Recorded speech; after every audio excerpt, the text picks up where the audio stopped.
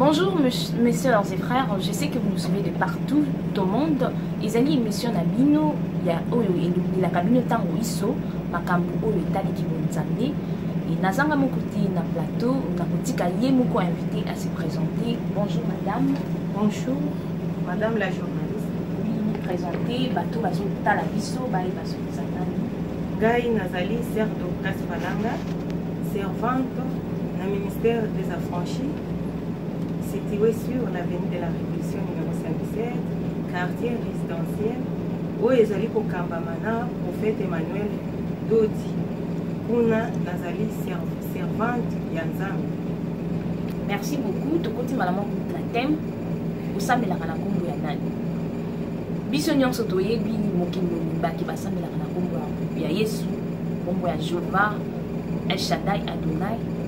Mais elongo na sœur Dorcas Falanga découvrir kombo nini oyo esengeli to employé nde to employé kombo kaka oyo toyoki soit pasteur Kingandi ya lobiso pasteur Kingandi elongo na bino nde tozo découvrir sikoyo nakolinga natuni motu na na sœur Dorcas kombo nini oyo esengeli to utiliser c'est que Adonai, El Shaddai to Nzambe za mabe pour lelo to lobela thème na biso ya kombo nini esengeli to utiliser a expliquer biso na esika wana nakolinga beaucoup plus liloba eloba koleka ngai pamba te oyo nazali koloba nabimisi yango ni na livre moko songolo te ni na livre moko pakala te vomie bible yango moko ekata makambo na yango wana baabone na biso bango bazolanda biso moko na moko akozwa bible na ye na kati ya Colossiens chapitre 3 verset 17 natangi na kombo ya Nkolo Yesu. Mutu nyonso azwa bible na ye po ezala teke ayaki na maloba abimisaki yango soki na livre soki wa bible yango oyo yo mpe kuna ozwi bible na yo ozali kotanga po ozala éclairci. Et quoi que vous fassiez en parole ou en œuvre, faites tout au nom du Seigneur Jésus en rendant par lui des actions de grâce à Dieu le Père. Awa na banzi na kati ya Colossiens awa batangaki ni kombo ya pasteur te ni kombo ya kingani te batangi kombo ya Nkolo Yesu. Biso nyonso toyebi ke tosambelaka mpe tosambeli mpe kombo wana tozwi mpe biloko tozalaki nango kosinga soit totangi Jéhovah Nkolo Yesu mais nayoki kaka sœur na biso atangi kaka Nkolo Yesu nayebi te soki baterme bakombo oyo tozoutilize eza mabe to koma mpo nayoki kaka atangi Nkolo Yesu explike biso nani. Normalement esika wana na koloba boye bakombo wana nyonso ezali bakombo mabe mpona nini Bible ezali koloba ete vous priez, vous ne recevez pas parce que vous priez mal. Kosambela mabe elingi kolakisa nini? Pamba te soki totali na kati ya Bible tokokende kodécouvrir ba verset mosusu au fur et à mesure oyo soki olobele yango malamu tokokende kodécouvrir na kati ya Bible ba Yesu oyo na kati tokotika nanu ba Jéhovah ba El Shaddai to évoluer nanu na kombo ya Nkolo Yesu comme ça na kozongela owana mosusu po toyeba ndenge ya kozongisa ngo na nzela tozali kokende otanga lisusu biso nyonso na baabone tozwi acte des apôtres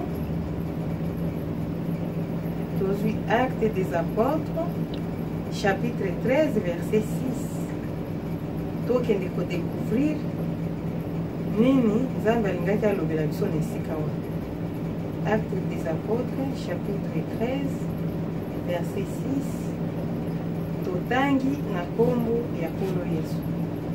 Ayant ensuite traversé toute l'île jusqu'à Paphos, ils trouvèrent un certain magicien, faux prophète juif nommé Bar Jésus.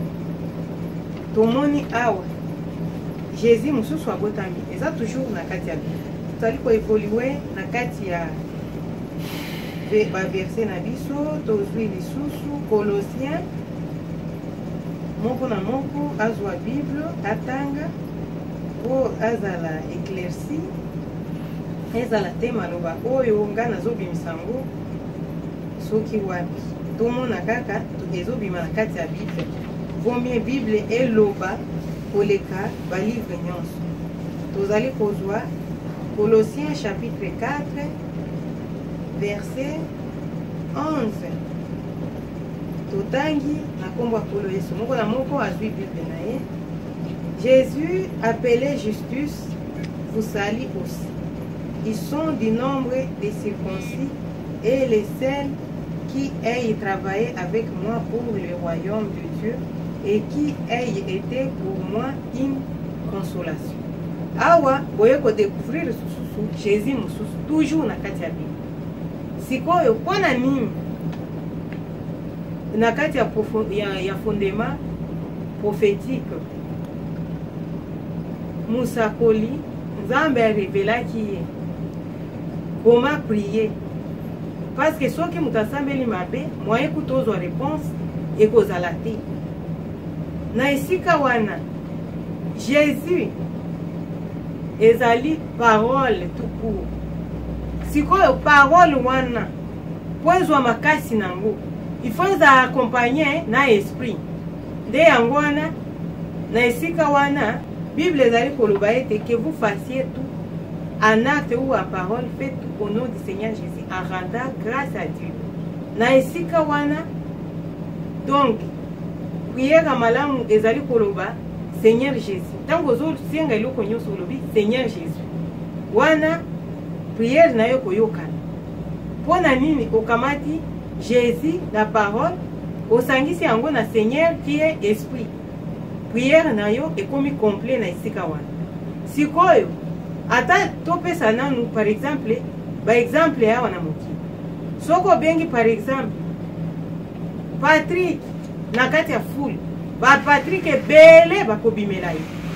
Kasi na esika wana par exemple soko olobi Patrick Kazadi omona Patrick moko Kazadi ne akoyela ekozala ba Patrick ebele de même na Jésus ba Jésus baza ebele na kati ya boyoki bo découvrir awa ba Jésus ba Jésus de justice ba Jésus bo découvrir bango de tolingi na esika oyo Seigneur Jésus wana batu bayeba force na ye makasi na ye awa na ndenge nazali kolobela nazali déjà na kati ya fondement prophétique.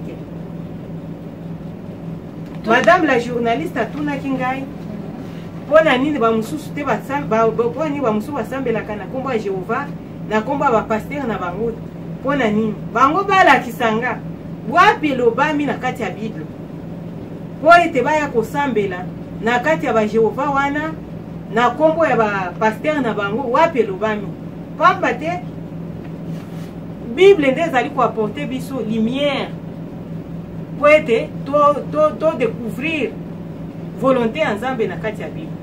Soki totali Jehova wana ezali lié oyo Nzambe asalela Abraham bikamwa nde Abraham apesa kombo esika wana Andrew apesa yango esika oyo ekobengama Jehova Jireh.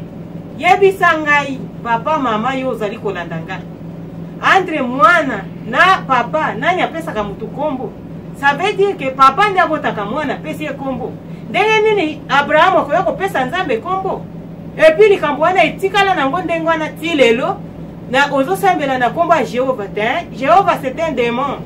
Ezaki lié moko boye o mutu apesaki esika. Wana eza Nzambe te. Wana Nzambe asolo te, Nzambe asolo. Ye oyo to découvrir na kati ya Colossiens. Nakata yo te Sir Dorcas, olobi Jehova za démon.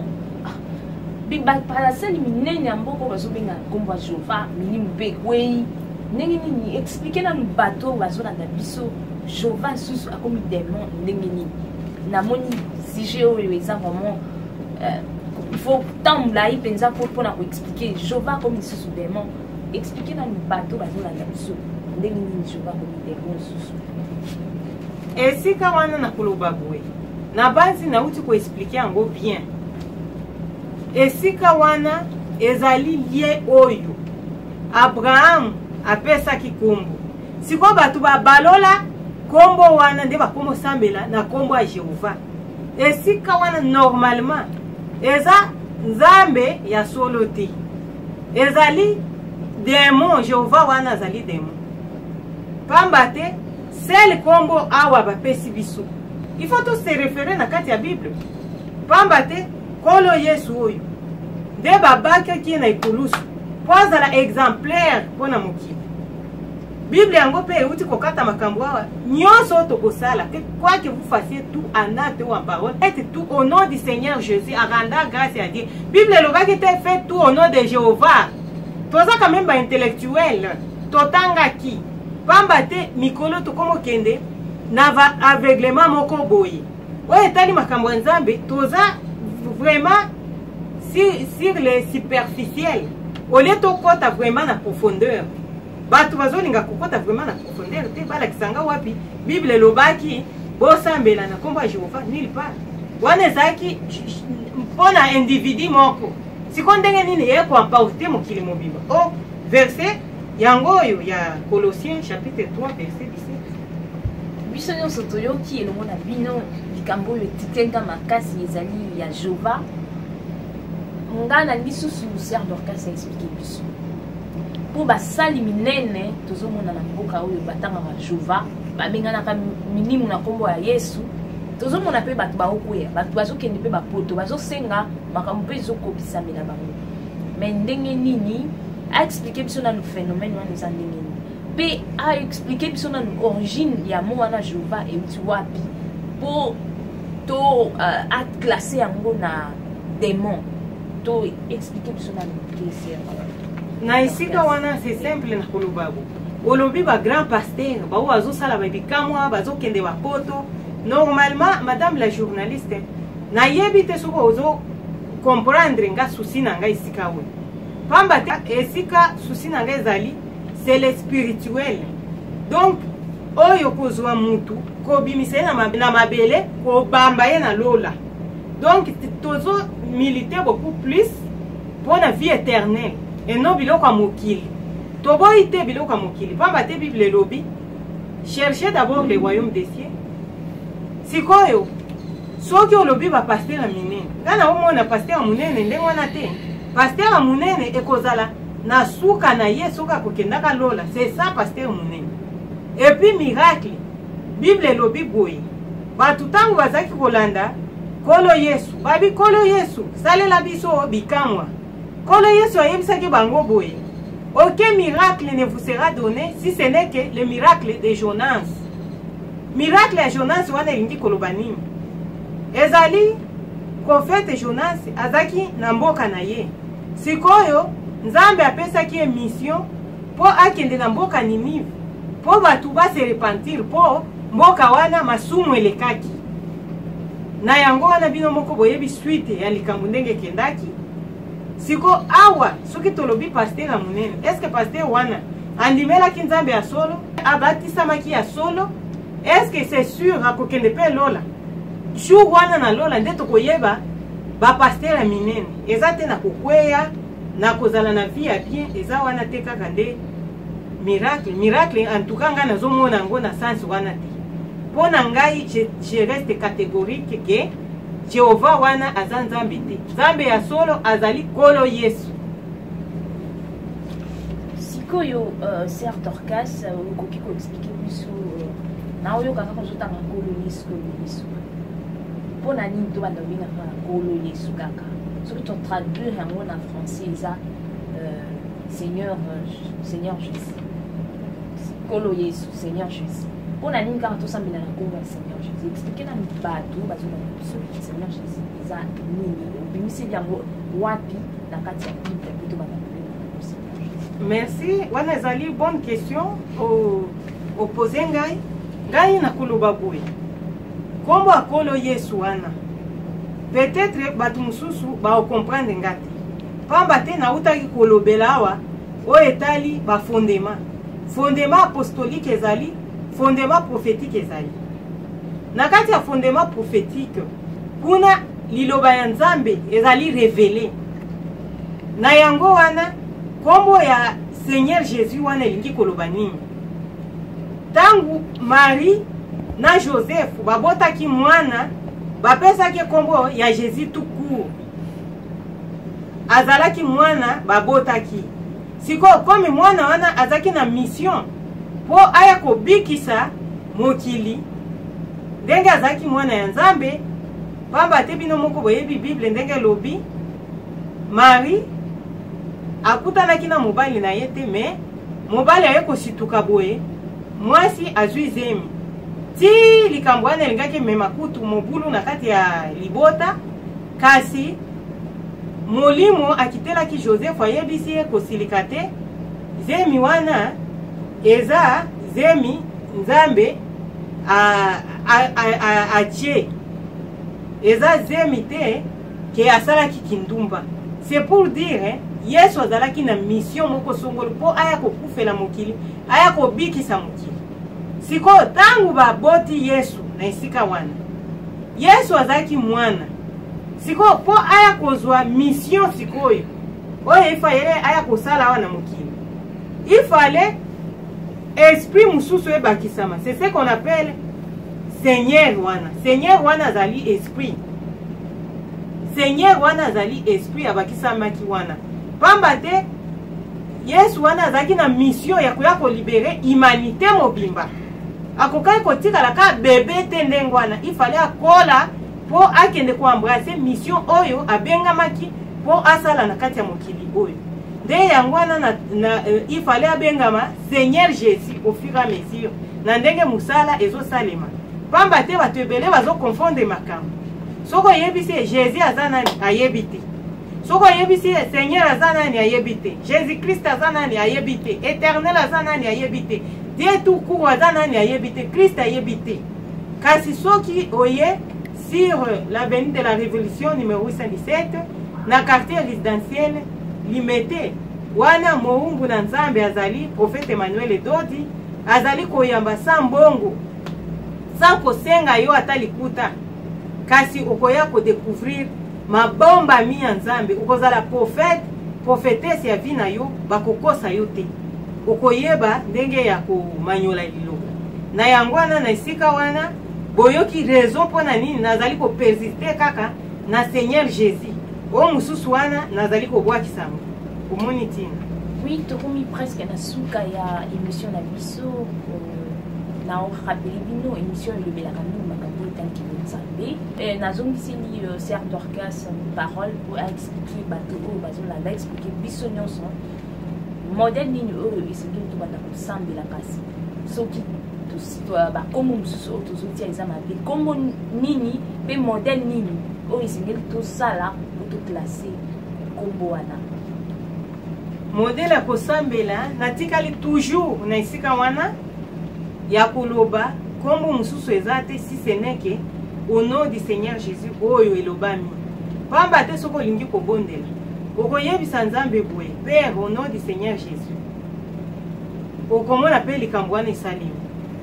Bomona kayero mususu atana ndoto. Olali oloti ndoto amabe, omeki kobelela boye Yesu Yesu umoni likambo moko ete esalimi. Siko nini etika kabongo? Seke likambo moko eza isika wana. Nini etika ka kwe sale mabongo. Bible lobi bosambela ka bozwaka te parce que bosambela ka mabe. Esika wana vraiment na oyo amikuti na kati ya fondement prophétique na limité et pas ya prophète Emmanuel Dodi kuna bango baza na problème te po bazali enseigner bayebi vérité esika ezali. Awa je m'adresse beaucoup plus na ba oyo bazali na ba église libanda. Ba oyo bazali na kati ya fondement apostolique. Pamba te kuna c'est là où il y a à boire et à manger. Batu baza sambela bisambela sambela. En tout cas bazo yeba te bakosambela ndenge nini. Et puis po epana bino atana l'action ndenge kosambela. Ekozana na ba étape mususu. Oko franchir yango te po oye na kati ya message de la vérité. na ministère des affranchis. Pona nini kuna likambo ya liboso ezalaka nanu mutu andimela kolo Yesu na kati ya vi na yo. Ya mibale mutu a se faire baptiser. Ya misatu ekomi marche sur le plan spirituel ya koluka délivrance.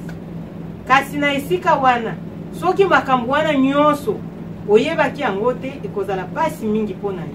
Na yango wana pona lelo na suki awa makambo ya koloba eza ebele mais tellement na kati ya site toza limité moyen nakende mingi eza te batananga esi ekomi kona na suki wana. Merci beaucoup Sœur Dorcas Falanga. Tokomi na suka émission na biso nao rappelé bino que émission oyo elumelaka mingi makambo oyo ezotala toko Nzambe na chaîne universelle TV. Tokomi na suka soki boza na posa ya mituna botuna biso na numéro oyo eza na si wana na écran oyo batini bino na écran botuna biso toko répondre bino tokutani mukolo oyo kolanda mpona thème mosusu. Merci beaucoup, à la prochaine.